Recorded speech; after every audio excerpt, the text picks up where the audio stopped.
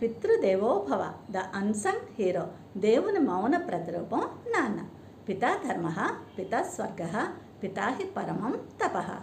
పితరి ప్రీతిమాపన్నే సర్వం ప్రీణంతి దేవత. ఈ శ్లోకం పద్మపురాణంలోనిది. దీని భావం తండ్రియే ధర్మము, తండ్రియే స్వర్గము, తండ్రియే ఉత్తమమైన తపస్సు.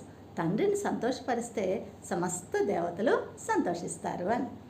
ప్రేక్షక లోకమా, పితృదినోత్సవ శుభాకాంక్షలు.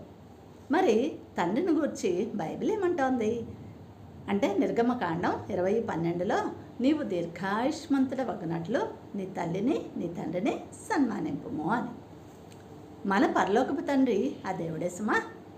యోహాను సువార్త 14:9లో నన్ను చూచినవాడు తండ్రిని చూచి ఉన్నాడు అన్నారు యేసయ్య. ఎఫెసీ 6:4 అంటోంది తండ్రులు పిల్లలను క్రమశిక్షణతో పెంచాలి అని. సో నాన్నని ప్రేమించండి, ఎందుకంటే మీ ముఖంలో చిరునవ్వు చూడడానికి తన సర్వస్వాన్ని త్యాగం చేస్తాడు నాన్న. మొట్టమొదటిది సైలెంట్ ప్రొవైడర్, నిశ్శబ్ద త్యాగమూర్తి నాన్న. యేసుక్రీస్తును పెంచిన తండ్రి యోసేపు మౌనంగా దేవుని చిత్తానికి లోబడిన తండ్రి. రెండవది నేటి డిజిటల్ యుగంలో ఆత్మీయ రోల్ మోడల్ నాన్న. తిమోతికి అమ్మమ్మ నుండి విశ్వాసం వచ్చిన అతనిని ఆత్మీయంగా నడిపించిన తండ్రి పౌలు మహాశయుడే సుమా. మూడవది దేవుని కృపకు సజీవ సాక్ష్యం నాన్న.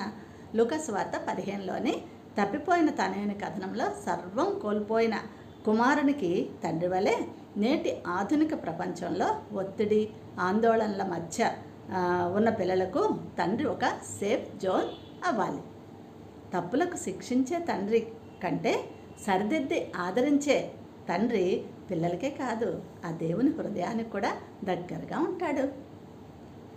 సో పిల్లలు తన కన్నీళ్లను దాచుకొని నవ్వును పంచుతూ తమ భుజాలపై మిమ్మల్ని ఎక్కించుకొని లోకాన్ని చూపించే తండ్రులను జీవించి ఉండగానే ప్రేమించండి, ఘనపరచండి, దైవ దీవెనలు పొందండి.